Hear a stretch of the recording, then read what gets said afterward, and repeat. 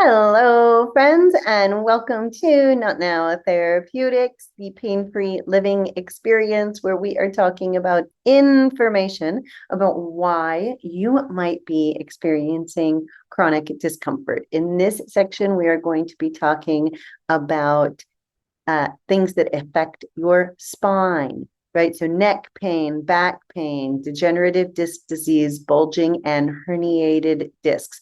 Because I hear this a lot from people. Well, I have this, and they sort of identify with their quote unquote diagnosis, not really learning or understanding that it's not a finite thing and your picture can change. Even a herniated disc can change, a bulging disc can change, arthritis can change. So identifying with our diagnosis is what we are overcoming in this community. So let's jump right into understanding how our spine works and why we might be experiencing chronic tension. All righty. Chronic pain occurs in your muscles that have been stretched out and weakened over time. Stretched out and weakened. Oftentimes, chronic pain does not occur in muscles that are tight. They may feel tight because they're super stretched out and they're trying like heck to like pull you back into a normal alignment. But most of the time, depending on what's going on, chronic pain is occurring in muscles that have been stretched out and weakened over time. So most people sit over their phones like this all the time. And that is why most people have pain in the back of their neck and between their shoulder blades, is because it's stretched out and weakened. Same with your back. Most people sit an awful lot. Our bodies are designed to be upright and standing and moving around. We created chairs for our comfort, right? And so most people, when they're sitting, they get this like sloucherson posture. And again, what's going to happen? Time and consistency. Those muscles are going to stretch out. The ligaments between the bones are going to stretch out, and it is going to cause problems with time. Time. See what's become of me. Chronic pain arises from the things that you are doing consistently over time. Your habituated postures, your repetitive movements shape the way your body holds itself, because I want you to understand that your body is highly adaptive, highly adaptable. And all it's doing 100% of the time is responding to the demands that you are placing upon it. So your bones, if you've ever been to a chiropractor and you're like always out of alignment, it's not because your bones are moving around all willy-nilly by themselves. It is because a muscular action is pulling that bone out of alignment. And so going to the chiropractor and have it thrusted back into space doesn't fix the problem, which is the muscles. In fact, it makes it worse. We're going to talk about that in the hands-on section. But when you put a quick stretch on a muscle, it tells that muscle to contract, and then it just pulls harder and pulls that bone right back out of alignment. And there you are spinning your wheels at the chiropractor's office for 30 years, and you still don't feel any better. So addressing the abnormal muscular tension is what's going to fix the problem. And I'm not talking about stretching, and I'm not talking about any of these things. And it's not a one and done thing. Like, it's not like, oh, I did this one time and I expected 40 years of my own chronic posturing and habituated movement patterns to like be resolved. You have to be responsible for your experience with time and consistency. And these are the things that most people don't want to hear. They don't want to hear that they have anything to do with it. I mean this nicely, kindly, and lovingly. They want to be a victim of their diagnosis and blame everything on it and not take responsibility for themselves because it's easier. But at the end of the day, anything that you want to see change, you have to be the one who changes, and you have to be the one who makes a difference. So talking about posture and repetitive movement patterns, again, we're going back to being on the phone and sitting because those are big deals. So when you If you have ever been told that you have a reversal of your cervical curve, it is because you have forward head posture, right? And it's because you're doing things like this all the time, looking down at a book, looking down at your phone, looking forward at your computer, and it shortens the muscles in the front and stretches out the muscles in the weak. And look at this person's neck. That's what you look like. I know it's really hard to like think that we're causing our own problems, but 9 times out of 10 we are. So what you can do is use the arms your mama made you and bring your phone up to your beautiful face and look forward at your phone. And I promise you that nobody is going to think that you're a super weirdo because they're all looking at their phone too. Nobody, you know what I mean? So just do the things that if you stop doing the things that are bad for you and keep doing the things that are good for you, I promise you, you will feel better. So let's talk about sitting because we sit and we sit and we sit and we sit and we sit, and we are not designed to sit as much as we sit. 12 years of school, elementary, middle, and high school. Then maybe you went and sat in college. Maybe you sit at your job. Then you sit in your car. Then you come home and sit and eat. And then you're sitting around watching TV, right? Sitting. So what happens? Well, there's two different things that happen oftentimes when we're sitting if we're not practicing a really good active sitting posture. So one is our dumpy dumpersons, right? Dumpy dumpersons, dump that pelvis forward. So you can see that the low back is shortened, and then you get this exaggeration of the lumbar spine. This is people who are going to have spondylolisthesis and things like that, an exaggerated curve of the back. What happens here is the back of the spine, right, is compressed. So you can see that these little joints are rubbing together. That's going to cause arthritis, right? All of these little bones are rubbing together. And as they rub together and grind down the cartilage and outside surface of the bone, it is going to stimulate it to lay down more bone. And then you have arthritis. Right? Arthritis is fixable. It doesn't mean that you are bound to a lifetime of pain. If you didn't watch the arthritis video, I encourage you to go back and watch that so that you can understand how to get relief from arthritis pain. Then what happens? Well, the disc is like the jelly inside of a jelly donut. If I squeeze back here, which way that disc going to go? It's going to go squeezing out the front. Right? So then if your disc bulges out this way, it's going to be very difficult for you to bend forward and all kinds of things. How many people have a hard time bending forward, right? So this could be one of your problems.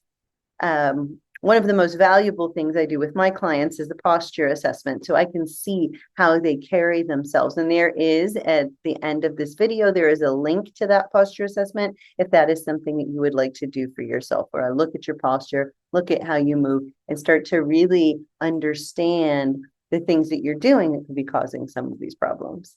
All right. Then we've got our slouchersons. Our gamers are sitting and slouching forward in the chair. How many of you are just like, oh, is she talking to me right now? Right? You know I am. I'm talking to one of you, either the dumpy dumperson or the sloucherson. And you can't say, well, that's just the way it is. That's just the way I sit. You can change. You can change. I mean, if you want to be complacent and be like, that's just the way it is, then there's no room for growth. Right? There's just no room for growth after that. So you can change. You just have to be aware of the ways that you're carrying yourself. So slouchersons have super shortened abdominals. They're going to have shortened psoas. And then look at the front side. So this is going to cause arthritis in the front side. Maybe these bones are smashing together. Then what happens? All of this stuff is stretched out. All of these ligaments that are holding the disc in space. Look, here's your spinal cord, right? These are your nerves, right? And so which way is the disc going to go? If it's the jelly in between the jelly donut, it's going to push out here into the spinal nerves, right? That is a bulging disc.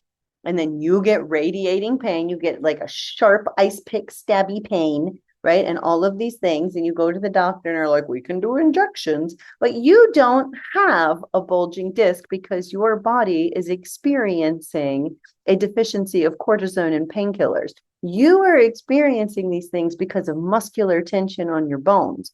So just taking pills and just shooting yourself up with cortisone or epidurals and things like that is not a long-term solution.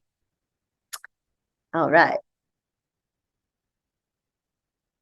This posture, if you really want to drive me nuts, this posture is the worst possible thing that you can do for your hips, your low back, your knees, your pelvic floor, everything. Sitting cross-legged. If you sit like this, and don't tell me I just sit like that, it's comfortable. You can stop. I've stopped.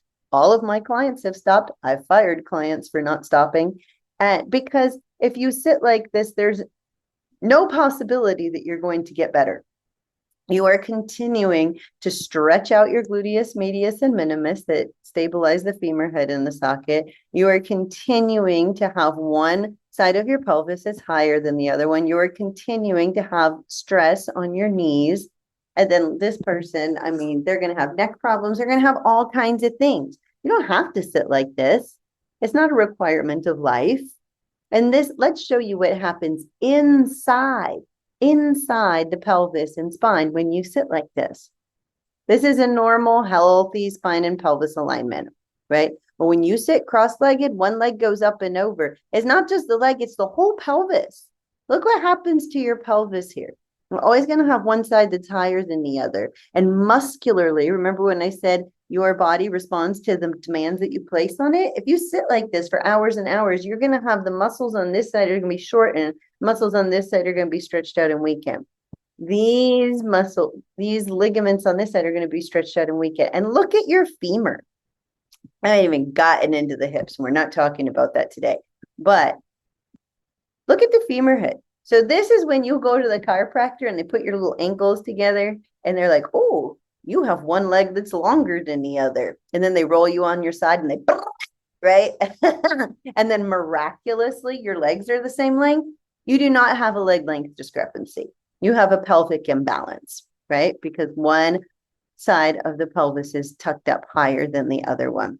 So here you can see like this. So like, because your body would be like straight out this way, then this side has to contract. So you're always going to have muscular contraction on this side of your hip. You're going to have one shoulder that's higher than the other. It's going to work its way up the chain.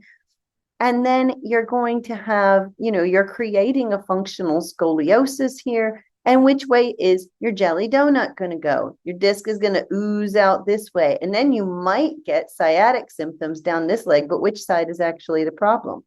This side, and all your focus is going to be over here, but over here is not the problem. Over here is the problem. So having somebody have actual eyes on you who really does know what they're talking about and what they're doing is going to be one of the most important things. One of the most important things. And I'm going to get into a little bit later on how just like going and Googling some stuff and doing some YouTube videos is not going to be the best thing that you can do for yourself, because it needs to be personalized. You are a personalized person. You are not like anybody else, right? You're not like me. Nobody is the same. We all do different things. And so really having somebody take and not just an x-ray, but really watching you. If your physical therapist is like, do these exercises, and then turns and walks away and goes and does something else, you need to fire them because they're not helping you. And I mean that nicely, kindly, and lovingly. So, stenosis. How many of y'all have stenosis? Do you even know what stenosis is? Somebody just told you have stenosis, and you're like, I have stenosis, right? I have people who come in to see me in physical therapy all the time. Oh, I have stenosis. I'm like, well, what does that mean to you? They're like, I just have it. Like, they don't know what it means. So what happens is when the space inside the backbone is becoming too small and it's putting pressure on the spinal cord and the nerves that travel through the spine. From what? From arthritis, from the bone growth that's happening because your bones are rubbing together. Because why? Because of muscular tension. Because of muscular tension. right? Spinal stenosis oftentimes occurs in the lower back and in the neck. It affects the nerves, right? It can be very painful or not painful at all. Some people have no symptoms, but it is because of your posture and it is because of the things that you're doing. And it's not because you need some surgeon to go in there and just Dremel out the space, because that's what they do. They just go in there and with a little Dremel and Dremel it out and grind your bone spurs down and create more space for your nerves. Let's talk about discs, shall we? Discs are the gelatinous cushions between the vertebrae. They're shock absorbers and they facilitate movement of the spine. So this would be like a normal disc. And then my favorite is the people who are like, I have degenerative disc disease. And they just think that it's just like that. It's not. It is not just like that. Why? Why do you have degenerative disc disease? Because there's a reason. Oftentimes these diagnoses are not even a real diagnosis, right? It's just like, it doesn't mean anything, right? Because it doesn't get to the root cause of the problem. What are they going to do for you? Give you some injections? That doesn't fix the problem. Reducing the muscular tension, drinking water, taking collagen, having a healthy diet, reducing the stress on your back, like all of these things. So over time and consistency, right, you can get little disc bulges that are bulging into this space because you sit, because you slouch, because of this, because of that, because you're lifting things that are too heavy and it's placing pressure on the disc. And because you have chronic muscular tension in the deep muscles that support the spine.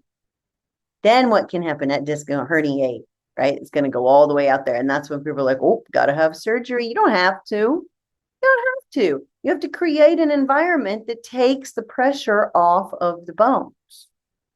And then we've got thinning discs. Why? Because we have all that chronic muscular tension, right? And it's just pulling down on those vertebrae, squeezing the disc. How is it supposed to go anywhere?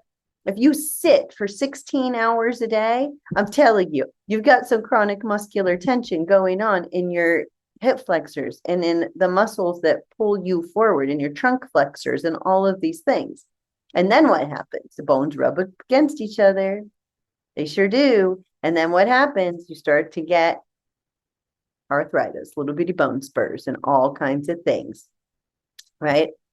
You can stop this. This doesn't have to be you. It doesn't have to be all of the things. And if you have these problems, there's absolutely things that you can do to get relief that have nothing to do with pills and injections and just doing more crunches. Holy cow, please.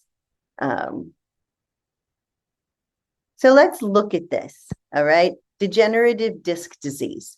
It usually happens in the neck and the lumbar spine, so let's talk about it, right? Because I want you to imagine, so this is your psoas muscle, this deep hip flexor, and look at how it originates on your T12 and all of your lumbar vertebrae. When you're sitting all day long, this muscle's tight, tight, tight, tight. And then you go and stand up, and this muscle's been sitting for 16 hours. What's it going to do? It's going to pull down. It's going to pull all of these vertebrae towards each other. Same with your neck. Here's your scalenes. Originates on C3, 4, 5, 6, right? And comes down into the first and second rib. What's it going to do? It's going to pull everything down.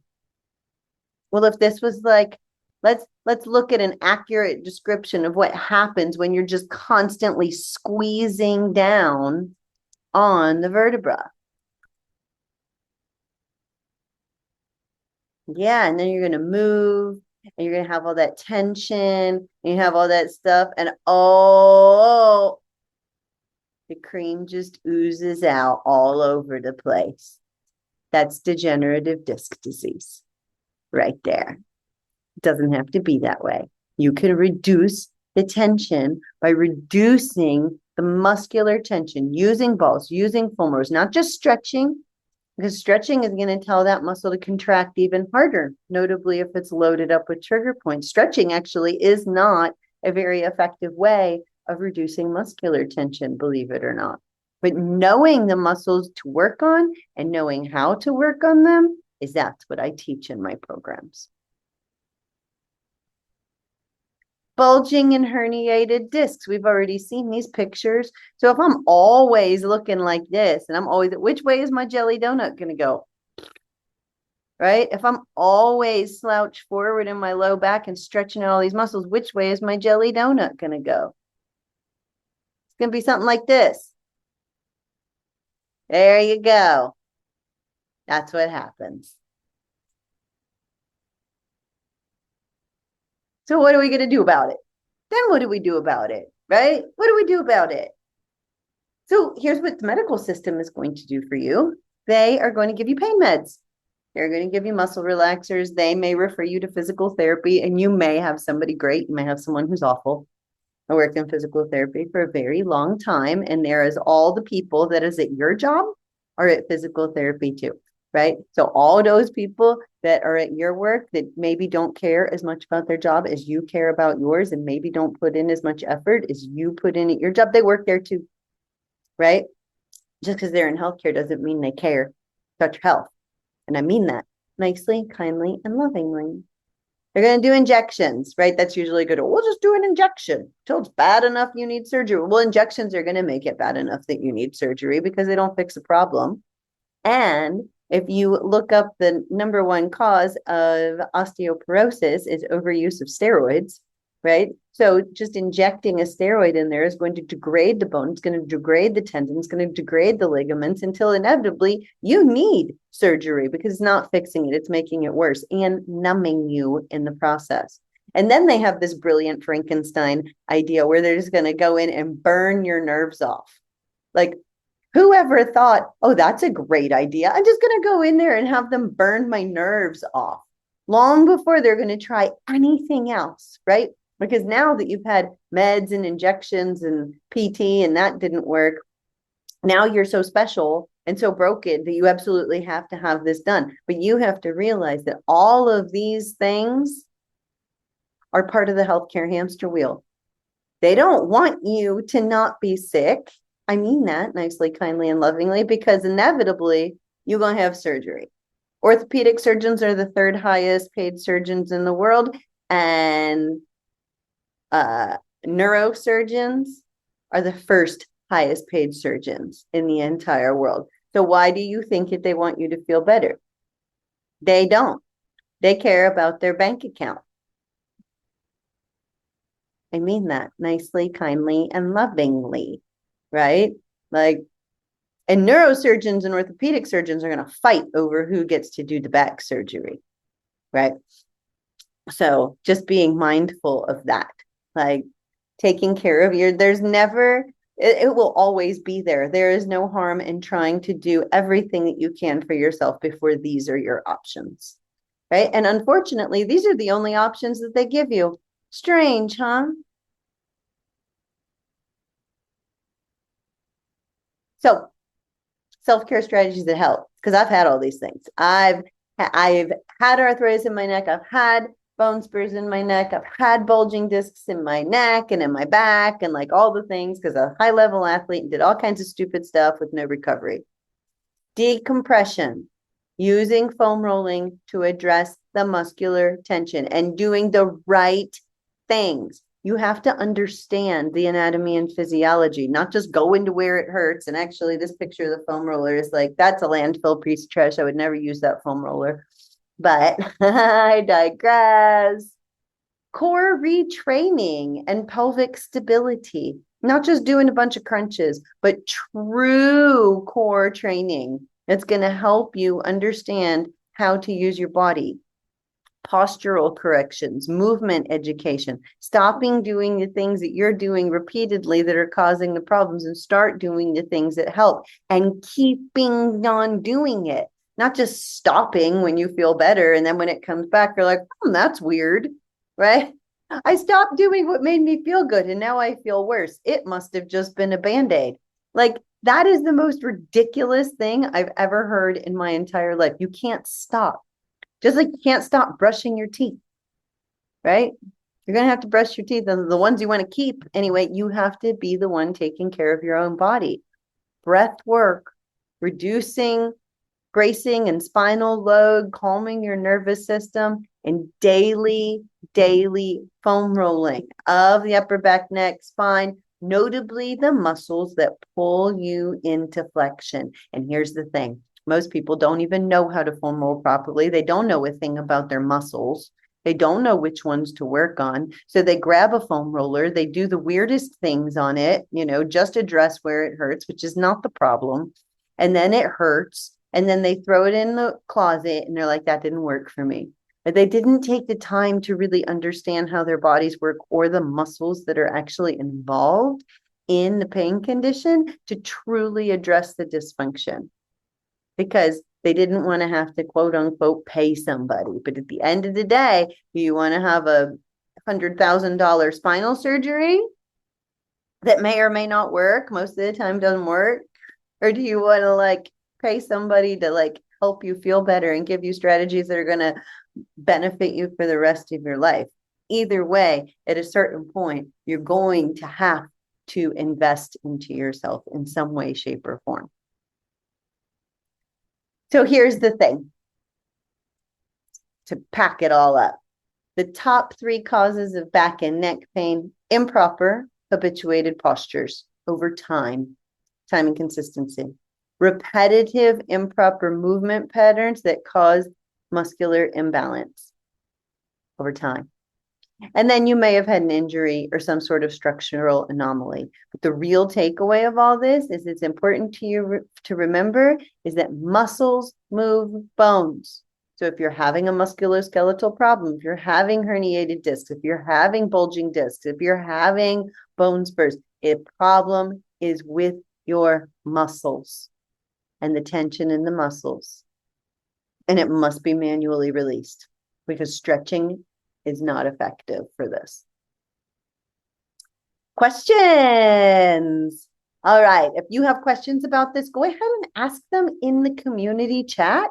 Don't message me privately because I want everybody to benefit from having the answer. So go ahead and ask questions in the community chat so that we can all be educated and have a better idea as to what's going on in our body. And don't you worry, because in the hands-on section, we're going to dive into the intricacies of specific muscles and of trigger points, and we're going to discover the tools that I incorporate into my program that will help alleviate tension in targeted muscles associated with common chronic pain conditions. I can't wait to see you there. And I hope that you have an amazing rest of your day.